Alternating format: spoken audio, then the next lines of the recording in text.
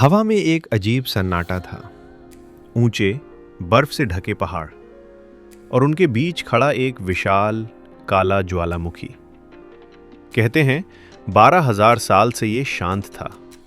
न धुआं, न आग, न कोई हलचल, बस एक खामोश पहाड़, जैसे कोई मृत राजा जो अपनी कब्र में सो रहा हो। पास के गांव में बुजुर्ग आज भी इसकी कहानियां सुनाते थे।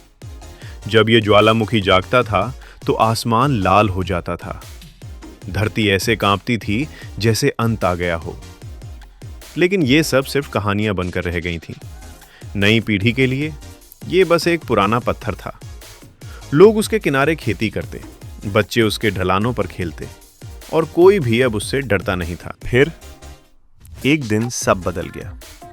गांव का एक चरवाहा राघव अपने भेड़ों को लेकर पहाड़ के पास गया। अचानक उसने महसूस किया जमीन हल्की सी गर्म थी। पहले तो उसने सोचा शायद धूप की वजह से, लेकिन जब उसने मिट्टी को हाथ से छुआ तो वो अंदर से गर्म थी। उसने गांव लौटकर सबको बताया। लोग हंस पड़े। 12,000 साल से सोया है, अब अचानक क्या जागेगा?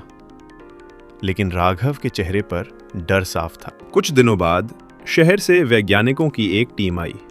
उन्होंने उपकरण लगाए, जमीन के नीचे की हलचल को मापा और जो उन्होंने देखा वो चौंकाने वाला था। ज्वालामुखी के अंदर हल्की गतिविधि शुरू हो चुकी थी।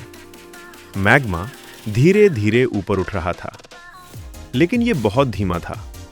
वैज्ञानिकों ने कहा, घबराने की जरूरत नहीं, यह शायद सिर्फ एक प्राकृतिक प्रक्रिया है। गांव वालों ने राहत की सांस ली, लेकिन राघव को यकीन नहीं था।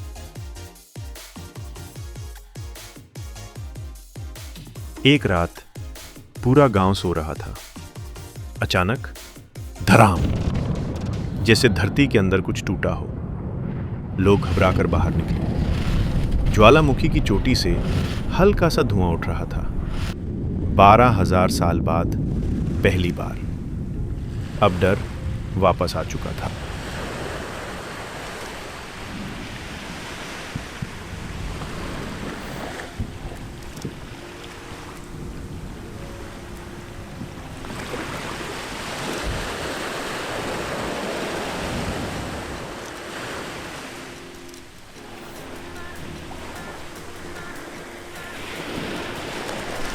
वैज्ञानिकों ने तुरंत गांव खाली कराने का आदेश दिया।